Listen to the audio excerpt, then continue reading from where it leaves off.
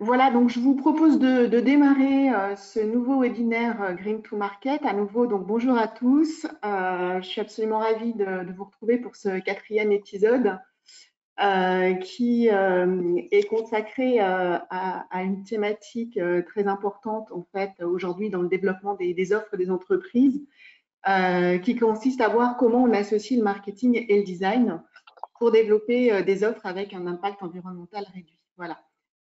Donc moi, je suis Florence Roulinc.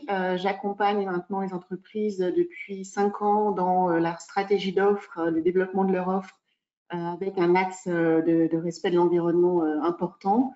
Voilà, donc la partie marketing responsable, communication responsable. Et donc aujourd'hui, on va échanger sur ces thématiques avec notre approche Green to Market. Voilà, donc je suis absolument aussi ravie d'accueillir nos deux intervenants. Je vais vous laisser peut-être vous présenter. Tout d'abord, Laure Favre. Bonjour Laure. Bonjour à tous, donc moi je suis Laure Favre, je suis la cofondatrice de Clean Collective. On a deux marques, Spring qui fait des lessives et des produits d'entretien et Body qui propose des cosmétiques solides avec pour les deux marques des fondamentaux forts d'éco-conception, de respect de la santé et de l'environnement et avec une approche qu'on a essayé d'apporter un peu plus loin sur l'aspect écologique de nos produits, mais il sera l'occasion d'en parler. Merci Laure. Donc Laure va représenter le marketing aujourd'hui dans nos échanges. Et puis avec Laure, on a la chance aussi d'avoir Frédéric Cadet. Frédéric, je te laisse te présenter. Oui, bonjour, merci Florence, bonjour à toutes et à tous. Donc Frédéric Cadet, je suis gérant, co-gérant, donc fondateur de l'agence Ecodesign, donc agence créée en 2005, qui a été donc la première agence spécialisée en design et en éco-conception. Et nous faisons partie aussi on va dire, acteurs pour la création du pôle national éco-conception au tout début, aux côtés de Samuel.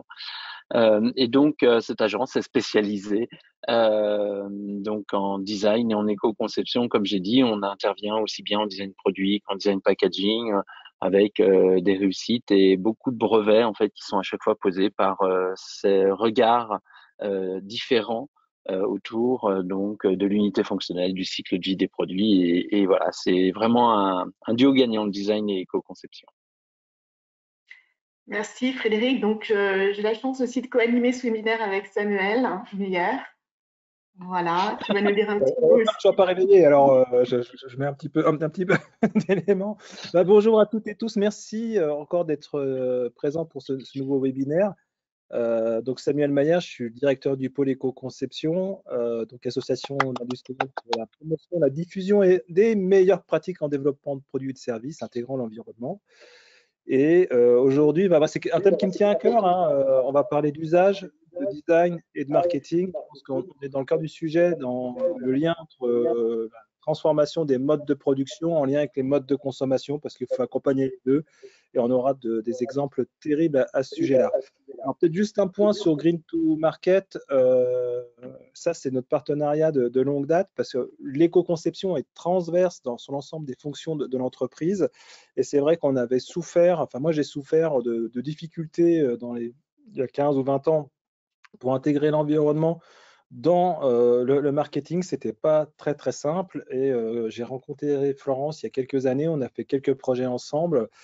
Et on a souhaité mettre à disposition notre retour d'expérience et la méthode, la manière qu'on a de travailler les choses en se disant le marketing et l'environnement doivent s'associer dans l'offre produits-services en intégrant les limites planétaires, ça c'est important, la planète, au service de la planète, mais aussi au service des personnes, parce que le marketing c'est ça, c'est servir un usage. Et tout à l'heure, merci Frédéric d'avoir parlé d'unité fonctionnelle, de service rendu. Donc, c'est des points je pense qu'on viendra tout à l'heure. Et puis, pour les entreprises, c'est les organisations qui sont les entreprises, donc pour une certaine rentabilité, puisque c'est l'objet. C'est comment concilier tout ça. Et donc, c'était un enjeu qui était très, très important. Donc, on a beaucoup travaillé sur ces éléments-là pour essayer justement de ne pas avoir des trajectoires qui diffèrent, pas avoir des injonctions contradictionnelles auprès des équipes projet, en disant, bah voilà, on peut créer de la valeur auprès des usagers, de la différenciation, en positionnant mieux l'offre, en intégrant l'environnement le plus tôt dans le processus de développement de produits ou de services. Et le marketing était quelque chose d'important. Et donc, Green to Market, ben, voilà, c'est une méthode. Voilà, donc avec des étapes clés qu'il faut faire pour la démarche. Alors peut-être Florence, puisque c'était quand même plus aux manettes de la partie marketing, tu peux nous dire, parce qu'il me semble qu'il y a, je suis certain, parce qu'on a travaillé dessus, qu'il y a une partie opérationnelle, une partie stratégique. Complètement. Donc, effectivement, éco-concevoir, c'est fondamental, mais il faut le faire avec des offres qui soient aussi adaptées au marché, adaptées aux attentes. Donc, l'idée, c'est vraiment d'associer cette démarche d'éco-conception avec une approche business, de façon à ce qu'on puisse, au final, vendre le mieux possible ces offres éco-conçues. Et donc, la méthode Green to Market, comme Samuel l'a dit, c'est une méthode qui est très pragmatique et qui va nous permettre justement de dérouler en fait les différentes étapes en partant d'un axe stratégique jusqu'à la partie opérationnelle. Et donc, en fait, cette méthode se constitue de différentes étapes. Je vais vous en dire quelques mots juste à la grande ligne pour que vous les ayez en tête. Donc, la première étape, en fait, c'est une étape de diagnostic. Donc, sur ces deux aspects, à la fois marketing et environnemental, de façon à pouvoir identifier en fait les grands enjeux environnementaux prioritaires pour l'entreprise, puisque c'est là-dessus qu'on va pouvoir travailler ensuite sur les projets d'éco-conception. Première étape, donc cet audit marketing environnement. Deuxième étape, une étape qui consiste à bien positionner la stratégie Green to Market. Cette stratégie Green to Market, forcément, elle va être en adéquation avec la stratégie de l'entreprise, aussi avec la stratégie RSE si on a une, et elle va nous permettre de revisiter aussi la segmentation, le ciblage. On en parlera sans doute aussi un petit peu tout à l'heure avec Laure. Et bien sûr, le positionnement marketing. Donc, quels sont les éléments forts de ce positionnement et comment l'environnement est intégré à ce positionnement. Une fois qu'on a défini cette stratégie marketing Green to Market, on passe en phase complètement opérationnelle et on est dans la vie de l'équipe projet. Donc, l'idée, c'est de pouvoir dérouler des projets Green to Market avec cette équipe en travaillant sur les évaluations environnementales et en allant jusqu'au lancement du produit ou du service sur le marché. Voilà. Et sur cette dernière étape de lancement, on a aussi bien sûr des aspects de communication et notamment de communication responsable. Vous savez que c'est un sujet qui est beaucoup d'actualité en ce moment. Et donc, bien sûr, dans la mesure où on a défini très en amont la stratégie marketing, la stratégie de communication est aussi prise en compte et voilà, la communication est mise en place en même temps, bien sûr, que le lancement, en respectant les critères de communication environnementale. Et la dernière étape, donc une fois qu'on a mis ce produit ou ce service sur le marché, c'est faire un retour d'expérience. Donc quelques mois après le lancement, de voir ce qui a été, d'évaluer ce qui s'est bien passé, ce qui s'est moins bien passé, de façon à pouvoir réinjecter tout ça dans les projets Green to Market suivants. L'idée, bien sûr, c'est que les équipes soient de plus en plus vite en autonomie et que Green to Market rentre en fait dans l'ADN de cette équipe projet de façon à ce que ça devienne un basique quotidien et que ce soit un réflexe de penser systématiquement à l'environnement dans toutes ces étapes. Voilà donc pour la méthode. Peut-être un petit mot aussi sur les parcours de formation, puisque là, on a un prochain parcours au mois de juin. Donc, nous, on forme aussi, bien sûr, les équipes à cette méthode pour deux raisons. La première, pour bien sûr que ce soit, comme je le disais, que ça rentre dans les règles habituelles de fonctionnement de l'équipe projet. Et puis parce que aussi, c'est une façon de sensibiliser les équipes opérationnelles à la démarche pour que tout le monde parte déjà d'un partage d'un langage commun, comprenne ce qu'on fait, pourquoi on le fait, et voir en fait aussi l'intérêt de développer ce type d'approche par rapport tout simplement à la pérennité de l'entreprise, à son positionnement, à ses éléments de différenciation, et qu'on puisse embarquer aussi les équipes qui vont travailler de façon opérationnelle sur ces projets. Donc, un parcours avec 5 modules qui intègre la communication environnementale, qui revient sur les grandes étapes de la méthode Green to Market et qui permet, pour ceux qui ne connaissent pas non plus, de découvrir l'éco-conception Voilà, donc n'hésitez pas. Vous avez sur la présentation qu'on vous enverra aussi les contacts si vous souhaitez vous inscrire à cette formation. Donc, prochain module en distanciel au mois de juin. Je fais Voilà juste une pour la petite partie. Ouais. parce que j'ai vu que parmi nous, il y avait Pauline Massard de Rotable et je la vois au fond sur la photo qui faisait un témoignage pour Rotable sur la photo que vous voyez là. Donc, je ferme la parenthèse. Voilà. Ouais, merci. Donc, c'est vrai que, en fait, à travers les différents accompagnements qu'on a pu mener, et puis l'expertise aussi qu'on peut avoir, je dirais, dans nos domaines respectifs avec Samuel, on a aussi un écosystème d'entreprises qui ont mené un certain nombre de démarches d'éco-conception. Et donc, du coup, voilà, l'idée aussi, c'est d'être très concret, d'illustrer tout ça par des exemples d'entreprises qui ont mis en place des choses plus ou moins évidentes, plus ou moins complexes. Il y a des choses assez simples déjà qu'on peut commencer à mettre en place. L'idée, c'est vraiment d'agir et voilà, de démarrer par l'action et ensuite on travaille par étapes de façon à ce que tout ça, ça se mette en place de façon pérenne. Voilà pour l'introduction. Avant de commencer, juste pour info, les règles, on oublie des fois de les donner. Le webinaire vous sera remis, il sera en ligne la semaine prochaine. On vous enverra les supports, il n'y a pas de souci. Et si vous souhaitez poser des questions durant le webinaire, n'hésitez pas à le faire. Il y a un chat questions, vous rentrez vos questions, on va essayer de les traiter au fil de l'eau et on gardera un petit moment à la fin pour traiter des questions spécifiques. Super. Eh bien, je vous propose peut-être de démarrer donc avec l'intervention de nos deux invités. Voilà, donc Laure, est-ce que tu peux nous parler un petit peu de cette thématique de l'association du design et du marketing en nous présentant l'exemple de Body? Avec plaisir. Alors, donc juste pour rappeler, Body, c'est une marque qu'on a lancée au mois de novembre. C'est la petite sœur de notre autre marque qui s'appelle Spring, qui est une marque de lessive et de produits d'entretien. Une spécificité pour les deux marques que je n'ai pas évoquées tout à l'heure, c'est que nos deux marques sont vendues essentiellement en e-commerce et sous forme d'abonnement. D'abonnement pour Spring et ce n'est pas le cas pour Body. Et ça a drivé pour nous aussi beaucoup d'éléments dans notre réflexion au sujet de l'éco-conception, puisque évidemment, e-commerce et éco-conception, pour certains, ça peut pas être illogique. Donc, on a fait ce travail notamment de mesure de l'ACV et de l'impact carbone de notre mode de fonctionnement, donc dans la conception du produit jusqu'à la livraison, qui permet bien de mettre en évidence les bénéfices, puisqu'on réduit très significativement l'impact carbone de la logistique, bien que livré dans la boîte aux lettres. Et puis, ça, c'est un petit aparté que je voulais faire pour bien expliquer qui on est. On va surtout parler de Body aujourd'hui, mais en fait, on aurait pu aussi bien parler de Spring finalement, puisqu'en fait, le design, je vais juste prendre 4 secondes pour vous montrer ce pack que vous voyez ici, qui est tout fin. Ça, c'est un pack de capsules de produits de lessive. Et dedans, il y a 42 capsules. Donc, juste pour que vous voyez un peu toute l'idée de la logique qu'on a eue, c'est qu'une boîte comme ça, assez fine, elle est conçue pour rentrer dans la boîte aux lettres et elle est en carton. Donc, c'était la première lessive liquide en capsule qui est dans une boîte en carton. C'était une innovation mondiale.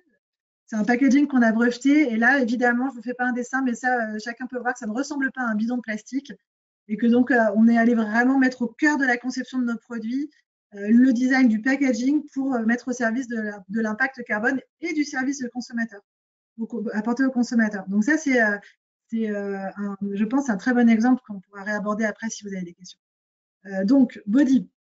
Donc, Body, sur nos catégories de manière générale, que ce soit le personal care ou les produits d'entretien, il y a 3 enjeux principaux qui sont vraiment, j'ai mis à vraiment prendre au sérieux, qui sont autour de l'innocuité, hein, donc l'impact de ces formules sur la santé, puisqu'en fait, on peut encore retrouver des matières controversées dans ces produits. Que choisir avait identifié que sur un produit d'entretien, il y a plus de la moitié des références du rayon qui contiennent des matières qu'on ne veut pas avoir dans ces produits-là. Je ne vous fais pas un dessin, Yuka, on connaît par cœur. Enfin, le consommateur aujourd'hui est très averti, mais pourtant, c'est des problématiques qui ne sont pas suffisamment prises en considération par les marques dans la conception des produits. 2 autres problématiques qui sont hyper importantes et qui sont vraiment fondatrices de notre offre, c'est le plastique.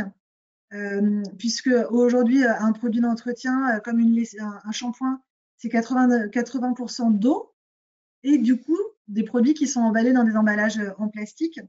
Et puis l'eau, donc le plastique, il y a moins d'un quart du plastique qui est réellement recyclé en France, hein, même si on dit toujours qu'il est recyclable, de fait, avec les filières de tri, etc., on a moins d'un quart de ce plastique qui est réellement recyclé.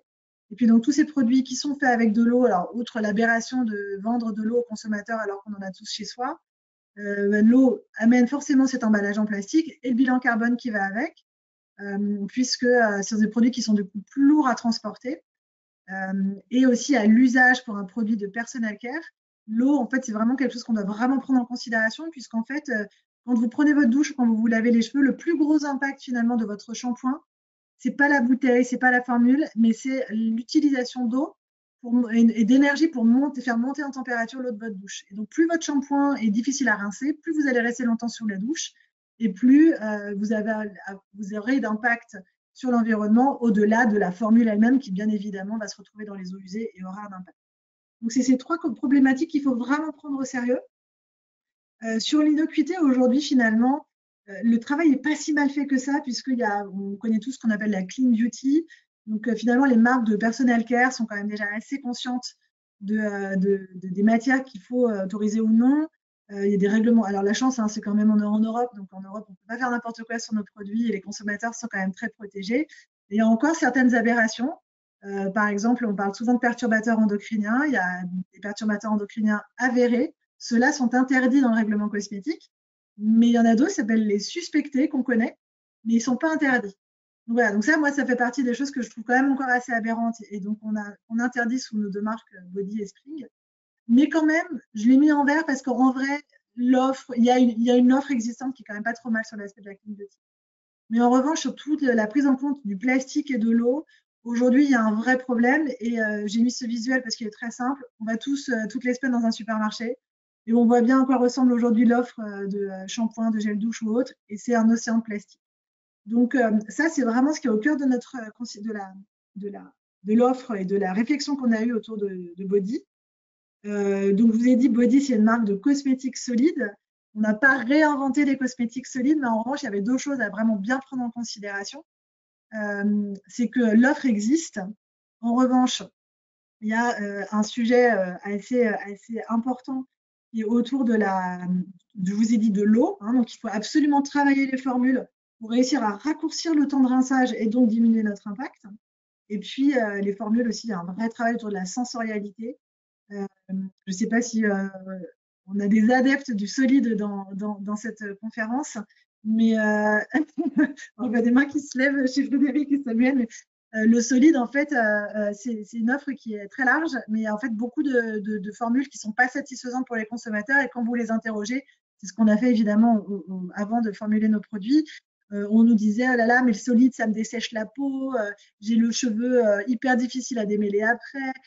C'est difficile à rincer, ça mousse pas, c'est pas agréable, ça sent pas bon. Donc il y a énormément de freins en termes de sensorialité. Et puis il y avait un autre très gros frein qui est au sujet de la praticité. J'ai mis ce assez vilain visuel de porte-savon. Je ne vous fais pas un dessin, mais on a tous déjà vu notre savonnette dans un porte-savon qui baigne dans son jus. C'est un peu cracra, on l'attrape, il tombe. Bref. Donc, il y a un vrai sujet autour de la praticité aussi. Et moi, je pense qu'en tant que marque, notre mission, c'est d'apporter des vraies solutions aux consommateurs pour faire changer les habitudes de consommation. Et ce n'est pas à l'inverse. On ne doit pas demander aux consommateurs de s'adapter, etc. Puisqu'aujourd'hui, on est tous très exigeants dans notre consommation. Et donc, c'est à nous de faire cet effort, d'apporter des solutions, de démocratiser des solutions qui peuvent peut-être même déjà exister pour faire changer les habitudes. Donc, c'est comme ça qu'on en est venu au lancement de Body. Donc, Body, c'est une gamme donc, de cosmétiques solides. On a une gamme de 6 formules. Alors là, le visuel est un peu chargé parce qu'on a plein de formules différentes. On a donc 6 produits qui sont des shampoings, cheveux secs, normaux ou gras, un gel douche, on a un nettoyant visage et on a un produit qui est 2 en 1 pour les enfants, positionné pour les enfants, donc corps et cheveux. Et puis, on a surtout un porte-savon dont je vais vous parler après, qui est la vraie nouveauté pour changer le geste solide. Donc, la première chose qu'on a faite sur le développement de Body, c'est d'assurer les basiques. Ça, pour moi, c'est vraiment le fondamental sur le slide d'après. c'est que, comme je vous disais, en fait, alors, j'aime bien dire que je suis moi-même ma propre cliente. Je suis la première à utiliser mes produits. Et alors, sans surprise, moi aussi, j'aime bien sortir de la douche avec la peau qui ne tiraille pas, avec les cheveux qui sont faciles à démêler, j'aime bien utiliser un produit qui mousse vraiment, qui sent très bon. Donc, on a fait ce travail déjà d'assurer les basiques. Donc, avec des formules très agréables à utiliser, mais à la sauce body. Donc, sans matière controversée. Donc, nos produits ils sont tous notés 100% sur Yuka, ils sont sans silicone. C'est très important parce que c'est notamment les silicones qui, au-delà d'encrasser le cheveu, sont difficiles à rincer et font qu'on va utiliser beaucoup d'eau sous la douche. Mais on a aussi travaillé des formules qui moussent vraiment parce qu'on a envie d'apporter avec le format solide exactement la même expérience qu'on peut avoir d'habitude avec son gel douche classique. Et on sait tous que quand on se lave les cheveux avec un gel douche classique, bah, ça mousse vraiment. Et la mousse, même si en soi, elle n'est pas réellement elle n'ajoute pas réellement d'efficacité en plus dans le lavage. En revanche, elle est très rassurante pour le consommateur parce qu'en fait, ça nous donne l'impression que le produit est efficace et qu'il va bien laver ses cheveux. On a tous eu cette expérience d'utiliser un solide qui mousse pas et du coup, on en met des tonnes et c'est complètement contre-productif parce qu'on va en mettre beaucoup plus que nécessaire, donc ce sera plus difficile à rincer. Et accessoirement, ça va quand même coûter plus cher à l'usage. Donc, hyper important, donc vraiment travailler l'innocuité. On a interdit les perturbateurs endocriniens, les cancérogènes, les allergènes, mais aussi les silicones, les sulfates, toutes ces matières qu'on n'a pas envie de retrouver. C'est ce qui fait que toutes nos formules sont notées 100% sur Yuka.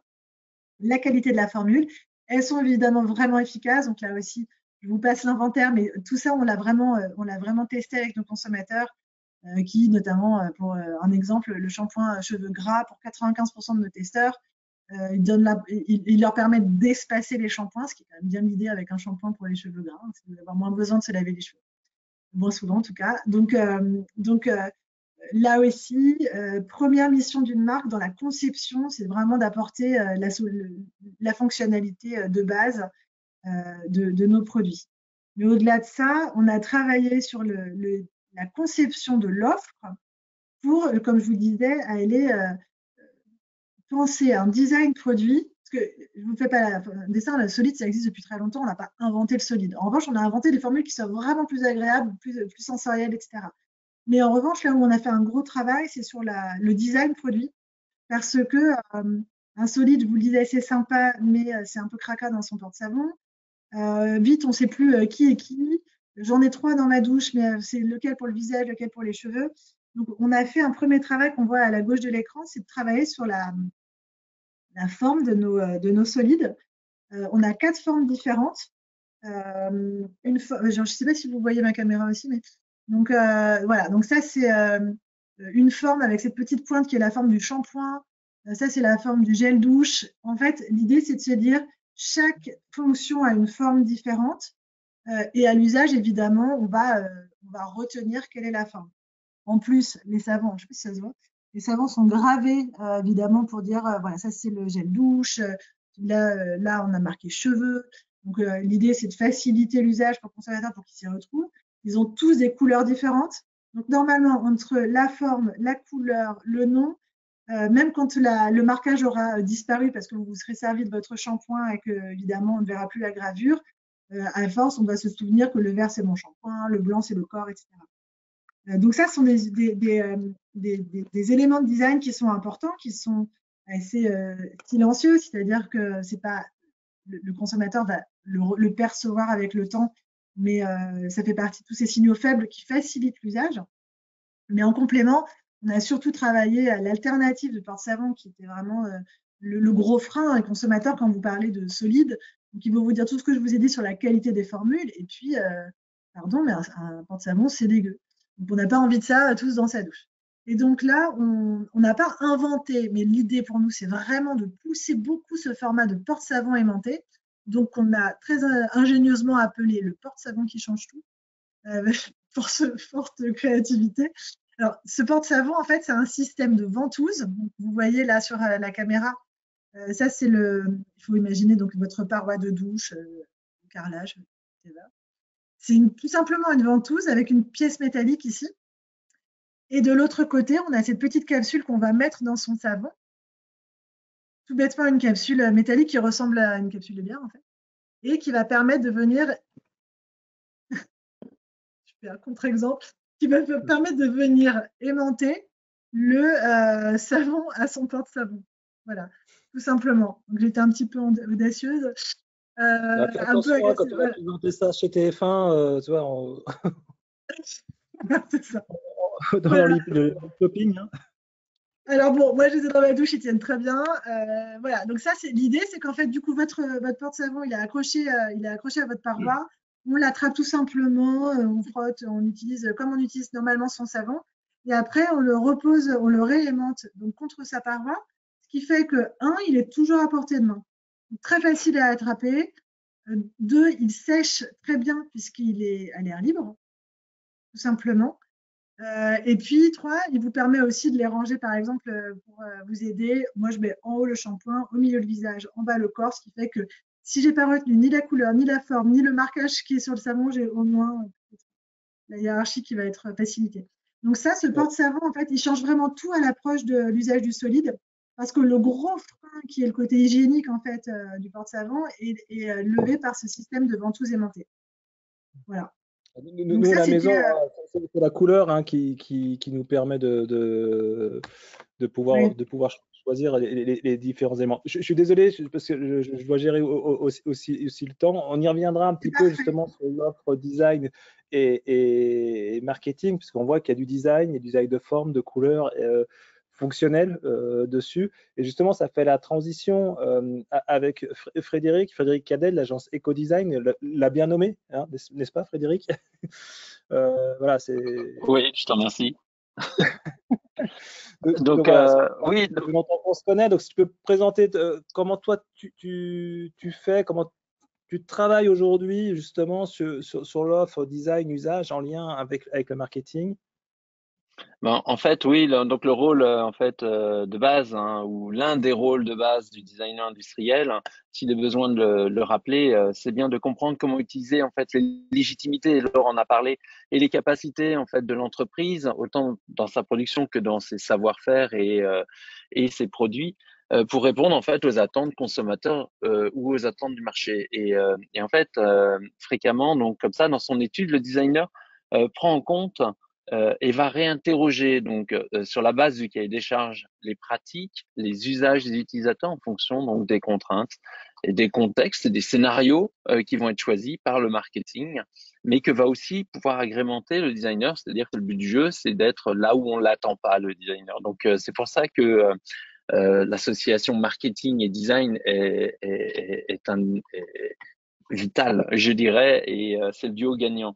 Donc l'éco-designer, lui, en plus d'avoir cette démarche-là, donc du designer, va enrichir la démarche de design thinking que l'on voit donc en partie haute de mon petit graphisme avec ces petits ronds sur l'ensemble des points du cycle de vie. Donc va enrichir cette démarche par l'analyse complète du cycle de vie.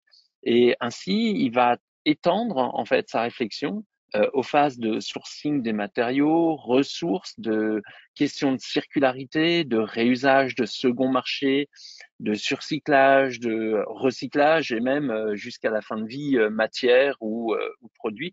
Alors évidemment, on comprend que la fin de vie d'un savon, on sait comment ça se passe, mais pour autant, c'est comment est-ce qu'on va réinterroger tous les usages et toutes ces choses-là. Donc, Samuel, si on peut passer sur la suivante, s'il te plaît. Donc, l'idée, c'est que on va gérer comme ça chaque fois par ce regard environnemental, ce regard du bon pour la planète. On va gérer des projets qui vont fréquemment s'orienter vers donc des innovations. Mais parce qu'on prend en fait le cahier des charges marketing, qui peut être plus ou moins directif. Hein, on est bien là pour arriver en complément donc du marketing, et il laisse souvent aux designers le soin de s'intéresser comme ça. Donc aux outils de production en fixant comme contrainte le circuit de distribution, le panel consommateur et bien entendu les fonctions attendues. Et c'est très intéressant de comprendre donc au travers du petit graphisme qui est en partie haute de l'image que donc la résolution pardon donc de cette problématique-là va passer par le travail conjoint en fait des compétences de l'ensemble des acteurs du développement. quelle que soit l'origine de la demande. C'est-à-dire que la demande provienne du marché ou la demande provienne de la R&D ou du bureau d'études ou peu importe, ou du marketing. On voit qu'il faut associer maintenant vraiment le management avec le marketing, évidemment, avec les sciences humaines aussi. Pourquoi? Parce qu'on va le voir dans l'exemple que je donnerai après, mais on a un peu de temps, on a énormément d'études à faire et de comportements, d'études des comportements à faire et de questionnements à poser pour enrichir en fait la démarche qu'on a et la solution qu'on a apportée. Et donc, en fait, ça prouve bien et ça nous aide à comprendre aussi pourquoi le travail en silo, en fait, est révolu. Et la gestion idéale donc d'un projet de développement de produit passe avant tout donc par ce travail et ces compétences qui, ensemble, vers un développement en réponse aux besoins. Et puis, autre chose, c'est que les paradigmes en fait économiques sont entièrement à revoir. Donc, on le comprend, les boucles, les surboucles, les reroutages sont à rentrer dans les schémas, tout comme les coûts externalisés. C'est-à-dire que les entreprises ont trop souvent font fi des coûts externes ou externalisés et donc trouvent que la solution éco-conçue ou un peu plus étudiée va être plus chère. Oui, mais en fait, à la fin, elles sont gagnantes. On l'a vu entre autres au pôle au travers de l'étude qu'on avait fait en comparant en fait des produits éco-conçus du Québec et français. Et en fait, c'était 100% gagnant. Hein. Quoi qu'il arrive, il n'y a jamais de perte en fait d'investissement sur une démarche d'éco-conception. Et ce qu'il faut bien comprendre aussi, t'es allé trop vite, les paradigmes économiques sont à revoir entièrement en fait. Hein, donc, faut faire attention aussi aux pratiques déviantes que l'on va créer. C'est-à-dire que c'est un petit peu ce qui était démontré dans le paradoxe de Jevons, c'est-à-dire les pratiques déviantes, c'est quand une solution devient tellement accessible ou facile ou efficace, même éco-responsable, si elle est utilisée par tout le monde de manière unitaire, on va dire, eh bien en fait on va créer un déplacement de pollution et en fait cette surpratique de la simplicité va forcément aller à l'encontre de l'objectif souhaité qui était de baisser l'impact sur l'environnement. Donc c'est très compliqué et c'est là où en fait les designers sont aussi là pour apporter une diversité, un panel complet de solutions et cette diversité, c'est ce qui va créer la résilience en fait de nos économies et de nos sociétés et de nos industries. La résilience, c'est le fait d'être capable de s'adapter plus rapidement et de faire émerger dans des contextes définis ou différents différentes solutions. Et Je crois puis que tu as un donc exemple, Frédéric, justement pour étayer tout ça. Ouais, tout à fait. Voilà. Et donc en fait, l'éco-design donc induit la gestion de résolution de problèmes complexes. Alors type de problème complexe qu'on a eu déjà donc à résoudre à l'agence.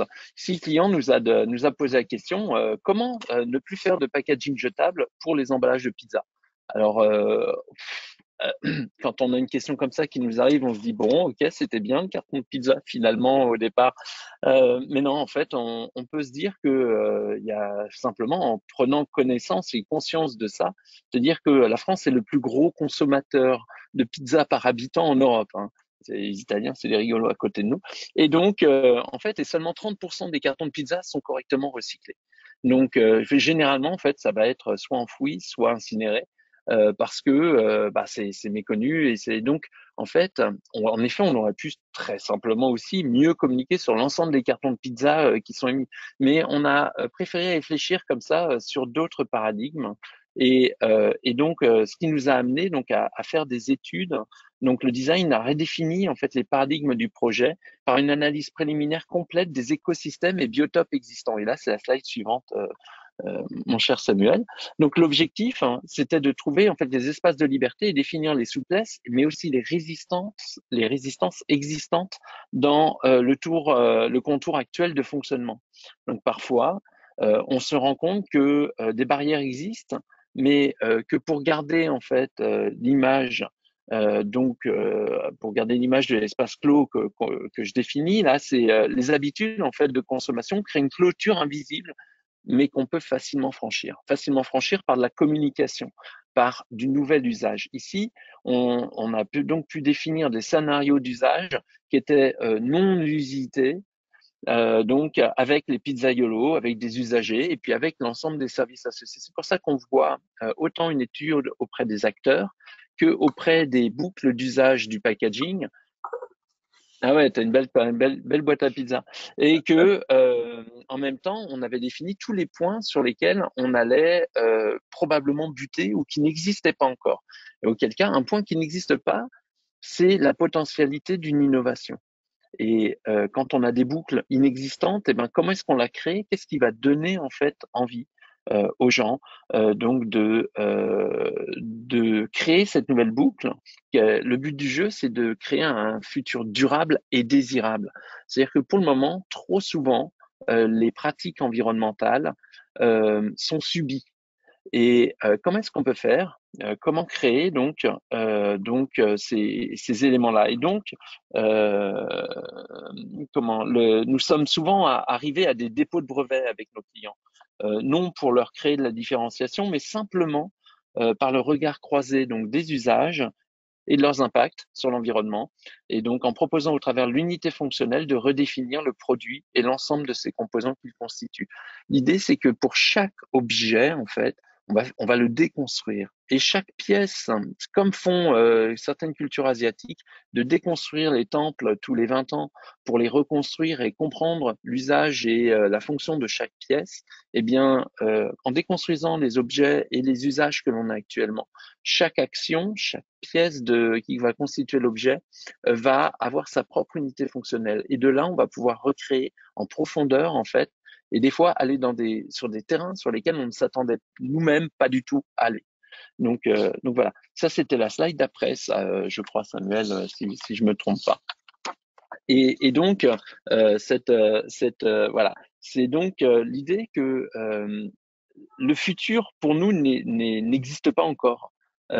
Et comme il est à inventer, en fait, il faut vraiment reposer tous les besoins. On répond trop fréquemment au cahier des charges en se disant, bah tiens, on pourrait faire comme un tel, ou on va s'inspirer de ça et de ça.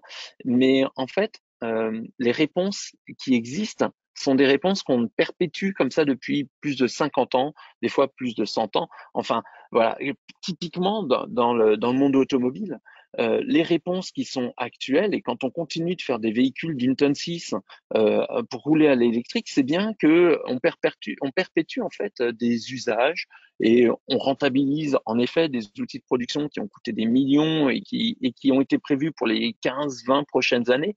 Mais en fait, c'est une erreur. Il faut vraiment réinventer et reposer les nouveaux. Ouais.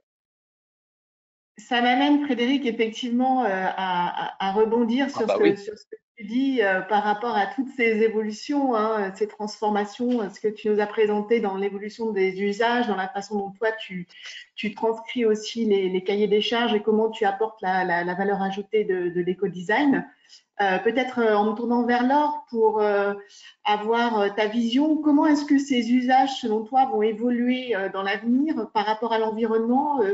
Comment tu vois les choses? Est-ce qu'il y a déjà aujourd'hui, on sent des prémices? Est-ce qu'il va y avoir de grandes transformations? Voilà, quel est ton avis sur cette question? Alors, moi, je pense qu'en fait, pour la petite histoire, moi, ça fait plus de 15 ans que je travaille sur des marques écologiques. Et si vous notez bien, quand je vous parle de Spring et Body, je ne parle pas vraiment d'écologie. Si vous regardez les packs, vous ne verrez jamais le mot écologie, vous ne verrez pas du vert, vous ne verrez pas ces choses-là. Pourquoi? Parce qu'en fait, en 15 ans, il y a eu un changement majeur, c'est qu'aujourd'hui, la conscience environnementale, elle est au cœur de la réflexion. En fait, c'est une sorte de nouvelle norme de consommation. Il n'y a pas une marque aujourd'hui qui se lance sans avoir une réflexion sur son impact. Il n'y a pas une entreprise qui n'a pas une politique RSE. On est passé dans une autre ère, en fait. Donc aujourd'hui, je pense qu'il n'est pas nécessaire de parler d'environnement, de conscience écologique. Forcément, toutes les marques le prennent en considération. La question, c'est à quel degré? Des marques comme Spring, sur ce qu'on fait sur Spring, on n'a pas de, enfin, et Body, nous n'avons pas de plastique à usage unique. Nous, ce qu'on a imaginé, c'est, je pense qu'il fallait aller l'étape d'après, où aujourd'hui, finalement, on est encore un peu trop centré sur la formule, sur l'intérieur, et on oublie trop le packaging. Donc, je pense que Frédéric peut être que d'accord sur cette dimension, mais en fait, je trouve qu'on se cache un peu derrière son petit doigt. Et c'est là où effectivement les marques doivent aller encore plus loin.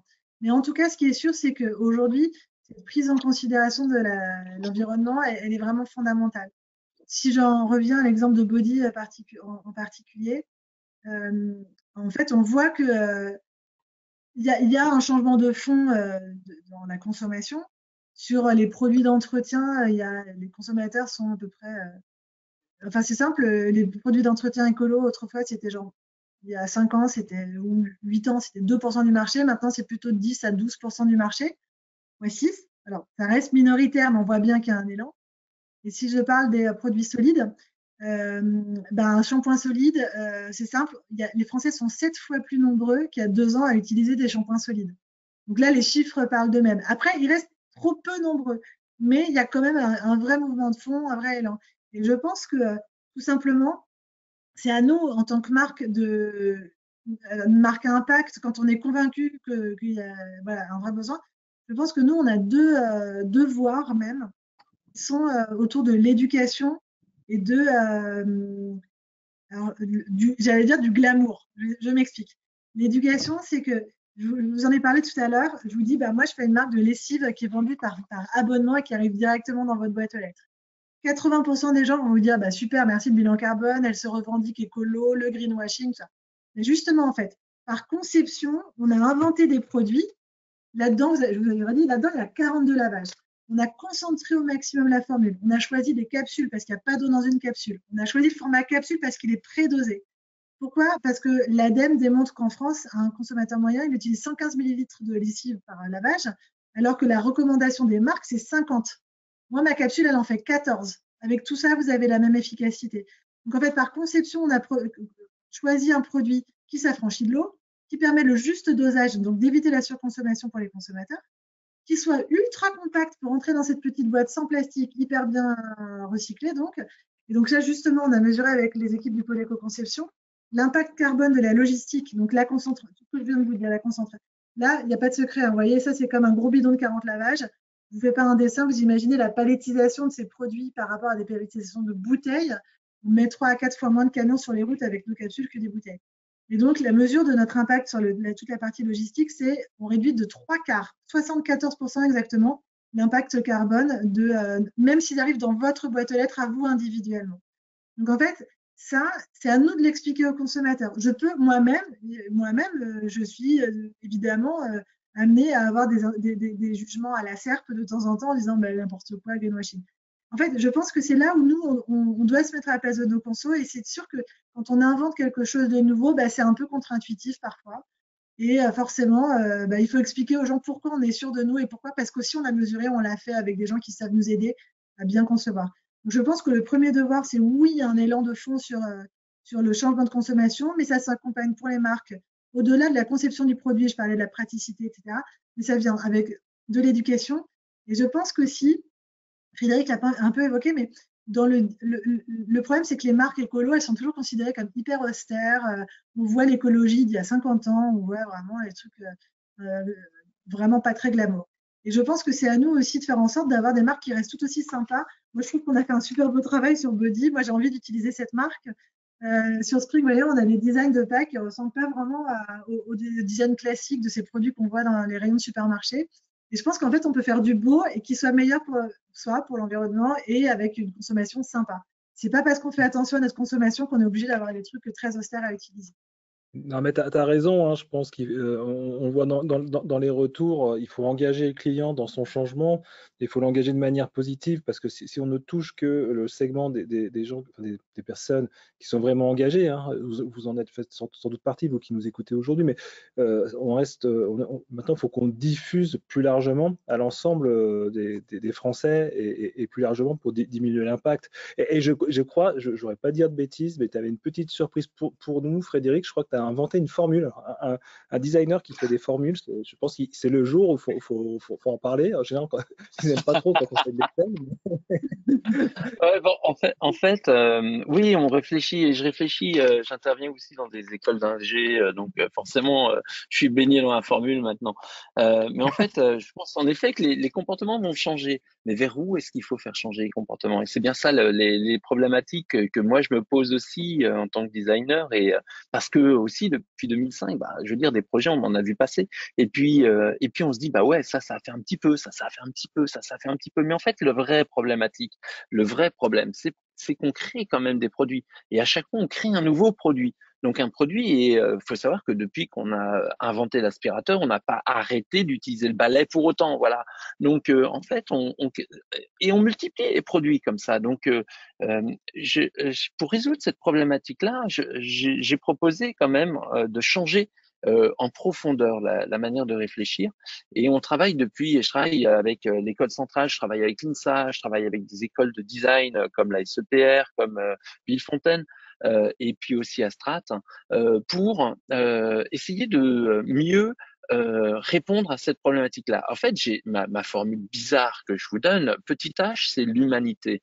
Le WWL, c'est le World Wide Life, c'est-à-dire le monde vivant, d'accord? Et l'humanité fait partie du monde vivant. Et donc, mon idée, c'est peut-on imaginer un service ou un produit pour l'humanité qui soit égal, c'est-à-dire le service soit égal au service rendu au vivant de manière globale, c'est-à-dire au vivant dont je soustrais l'humanité vu qu'on l'a fait quand même pour nous. Parce que pour le moment, le seul rôle de l'humain dans un artefact, c'est de se créer un produit pour lui. Et on arrache comme ça de la matière à la terre, on l'utilise, on ne la paye pas, par exemple. On ne paye jamais un bout de bois. Tu vas chez Casto, t'achètes un bout de bois, t'achètes pas le bois, t'achètes la complexité humaine. D'accord. Et avec ça, tu arrives même à payer une écotaxe sur la complexité humaine. C'est quand même fabuleux. Et en fait, on se trompe complètement de paradigme encore en créant des nouveaux produits. C'est-à-dire, quel sera le service rendu au vivant par exemple, sur une savonnette, c'est peut-être pas évident, mais il y a d'autres manières pour compenser ces choses-là. On pourrait faire, par exemple, une accorderie sur du temps à fournir en compensation. Par exemple, tu achètes une perceuse, ça fera rien pour la planète, ce genre de choses.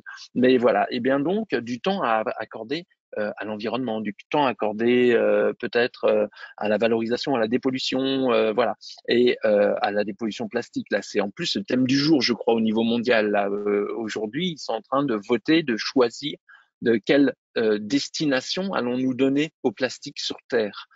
Donc, eh bien, tout ça, c'est des choses qu'il faut se poser comme question. Et nous, on cherche à l'agence donc à utiliser les bons leviers pour emmener le consommateur vers ça. Et évidemment, exactement comme on essaye d'agir sur les comportements pour un futur durable et désirable, on cherche aussi à convaincre du bien fondé du changement des comportements et donner envie pour qu'on utilise. Donc nous, on utilise différents outils évidemment comme tous les marketeurs essayent de les utiliser aussi. C'est-à-dire, on va utiliser des nudges. Oh là, tu veux que je m'arrête, c'est ça? Le Non, non, bénéfice je regardais ce qu'il y avait consommateur. derrière, mais on est un peu pris par le temps aussi. Ok, j'en ai pour 2 secondes. Évidemment, on veut donner de la bonne conscience au consommateur, son côté hédoniste, hein, mais aussi la volonté de chacun de faire sa part. Alors, chacun a ses raisons, hein, c'est par culpabilité ou pour acquis de conscience. En fait, en finalité, ce qu'on remarque à chaque fois, et ça, on l'a bien déjà donné et signifié au pôle dès le départ, c'est la législation qui fait tout. C'est-à-dire que pour que les industriels changent en profondeur, pour que les comportements changent en profondeur, on ne pourra pas passer ailleurs que par la législation pour faire réinventer un monde, donc et puis trouver un levier plus puissant et une vraie raison positive. Voilà. Donc pourquoi vendre, passer de la question pourquoi ça va se vendre à la question pourquoi vendre ce produit vis-à-vis du service rendu par rapport à son impact. Et donc voilà, il faut créer une société de la satiété. La société de la satiété. Comment est-ce que quand on consomme, à un moment, on prend conscience qu'on a assez consommé? Et voilà. Eh ben, Et merci ben moi, pour je vous toutes souhaite ces bon courage. précisions. Non, alors, on a un petit moment pour les questions. Alors, je vous laisse poser vos questions dans la partie questions. Et en attendant, j'en avais une, mais peut-être en 2 mots. Parce que là, on a vu 2 approches, c'est-à-dire l'approche tirée par le marketing, où on voit le design qui est insufflé derrière, c'est-à-dire qu'avec la marque Beauty, et de la même manière, à l'inverse, mais de manière complètement, on a vu la vision du designer. Alors, un designer, pas n'importe lequel, Frédéric Cadet, agence Ecodesign, donc positionné dessus, et comment il s'intègre il intègre la problématique, la contrainte, la demande, le brief marketing, et comment il le réinterroge. Alors, en 2 mots, est-ce que vous auriez comment dire, un truc et astuce pour que ça marche bien? Qu'est-ce qui fait que pour vous, la liaison entre ces 2 fonctions, elle fonctionne? Vraiment en 2 mots. Laure, je te laisse peut-être commencer. Alors, écoute, moi j'ai eu l'occasion de travailler avec différents types de designers. Je dis type de designer parce qu'en fait, il y a le designer qui est plus l'ingénieur packaging et le designer packaging qui sont, même s'ils font un peu le même métier, ils ont une approche qui est très différente. Pour moi, je pense que le plus important, c'est de penser consommateur. Et si les deux pensent consommateur, et le designer et le marketeur, en fait, on pense à l'utilisateur final. On se met à la place de celui à qui on va vendre le produit. Et ça peut paraître être un point de bon sens, mais d'expérience, ça ne l'est pas vraiment. Tout le monde ne se met pas à la place du consommateur. Or, on peut avoir le système le plus ingénieux au monde. Si il n'est pas intuitif, s'il n'est pas pratique, s'il n'est pas facile, il servira un peu à rien. Et je pense que ça, je pense que parfois on sous-estime la simplicité. Et souvent, les choses les plus simples, les plus évidentes sont quand même celles qui fonctionnent le mieux. Il y a des tonnes d'innovations, on se dit, oh là là, c'est trop malin, alors qu'en vrai, c'est 3 fois rien. Bah, pour arriver aux 3 fois rien, il faut beaucoup d'intelligence. Mais voilà. Donc moi, je dirais penser consommateur. Ah, Fred, je ne sais pas si c'est ce côté traité, mais j'ai entendu nudge tout à l'heure dans ta conclusion. Mais je ne sais pas si c'était là-dessus où tu voulais en venir. Oui, les nudges, c'est quand même quelque chose qui est assez, je dirais, c'est particulier dans le sens où on fait faire aux gens des choses qu'ils n'auraient pas fait normalement, mais de leur plein gré, s'il te plaît. Donc c'est quand on à l'heure du MeToo, tu vois, tu te poses des questions. Mais donc en fait, oui, les nudges, c'est un levier qui est super intéressant. Mais surtout, c'est se poser la question quels sont en fait les vrais leviers qui vont être incarnés, quoi. Qu'est-ce qu'on aura envie de représenter nous en tant que consommateurs? Et Laure, j'aime bien, en effet, la problématique du consommateur. Et tu l'as dit toi-même, Laure, on est notre propre consommateur. Mais est-on le consommateur dans sa globalité. Et le consommateur dans sa globalité, on est de plus en plus dans un monde, et tu vends sur Internet, donc tu vends partout sur la planète potentiellement. Et alors, et un Indien, il va penser comment son savon? Est-ce qu'il va pouvoir poser son savon ou le mettre comme ça, le ventouser? Et le Nord-Américain, comment est-ce qu'il va gérer ça? Yuka, typiquement, tu vois, maintenant, ils vont aux États-Unis, ils ont un taux d'expansion aux États-Unis qui a un gros boom, quoi. Et oui, et alors ça veut dire, est-ce que c'est pour autant que on peut aussi jouer sur ces choses-là? Et nos produits qui sont, et en France, on est des champions du monde là-dessus, tu vois. Nous, on se dit, quand on crée un produit, contrairement aux Américains, on se dit, bah tiens, je vais le tester sur ma grand-mère. Si ma grand-mère est d'accord, je vais en parler à son club de lecture. Et puis, si le club de lecture, il aime bien ça, bah, je vais en parler au quartier. Et puis, on va étendre comme ça. Alors que les Américains, eux, ils pensent complètement différemment. Ils disent, bah, moi, je vais sauver le monde. Je vais faire une savonnette qui va être la moins impactante au monde et la plus pratique. Oui, mais en fait, cette approche-là, elle est aussi très intéressante parce que du coup, ils partent de l'humain comme une globalité, comme une généralité, on va dire, comme un fondement de base. Et l'humain, il est polyculturel, il est polysensoriel, et en fait, ça rend le rôle du designer comme du marketeur beaucoup plus complexe parce qu'on est vraiment multifactoriel, même au niveau du temps, au niveau des usages, au niveau des cultures. Et ça, c'est vraiment des choses qui sont passionnantes. On vit en fait une époque qui est passionnante parce qu'on peut enfin se poser des questions à la hauteur de l'intelligence humaine. Et ça, faut pas Merci, qu'on passe à côté. Frédéric, merci. Alors, je veux vraiment vous remercier, Laure, Frédéric, c'était vraiment inspirant. Ça m'en donne un coup de boost parce que des fois, bon, c'est vrai, on travaille, on est dans le truc. Et c'est bien de relancer tant sur la réflexion que porte Frédéric que dans la réalisation, parce que nous, on est toujours contents quand il y a des réalisations et puis que ça marche. Enfin, Laure, on se connaît un peu depuis le départ de WeSpring et on sait, voilà, ça a été. C'est un processus de mise en œuvre, ça a été beaucoup de R&D, elle n'en a pas parlé, il y a eu beaucoup de prototypes, il y a eu beaucoup de choses, ça ne s'est pas fait du jour au lendemain. Alors, vraiment, je voulais vous remercier d'avoir pris un peu de temps avec nous pour cette journée. J'espère que ça vous a fait plaisir. Fred, tu as une vraie voix de radio pour le coup. Je voulais te le dire. Alors, je sais pas, voilà. Et je voulais juste conclure pour vous rappeler sur l'offre Green to Market, si vous intéresse, n'hésitez pas à commander le livre, venir vous inscrire à nos formations. Et après, il y a tous les autres éléments que vous pouvez avoir. N'hésitez pas à contacter Florence ou moi-même, Laure ou Frédéric. On est à votre disposition. Alors, embêtez pas trop Laure non plus, parce que voilà. Il faut qu'elle puisse changer le monde de la beauté, etc. Mais voilà, on était très très heureux de vous avoir aujourd'hui avant ce long week-end. Et puis Florence, voilà, si tu veux dire le mot de la fin, parce que c'est toi qui as œuvré quand même à l'organisation du webinaire. Avec plaisir. Donc, merci pour ce partage. Il y aura effectivement une suite au webinaire Green to Market, puisque c'est une série avec plusieurs épisodes. En tout cas, on était ravis de vous avoir cet après-midi. Et comme l'a dit Samuel, n'hésitez pas à revenir vers nous, puisqu'on est là vraiment pour faire avancer les choses et passer à l'action. Voilà, merci à tous. Merci. À très bientôt. Merci Merci. Laure. Merci Frédéric. À bientôt.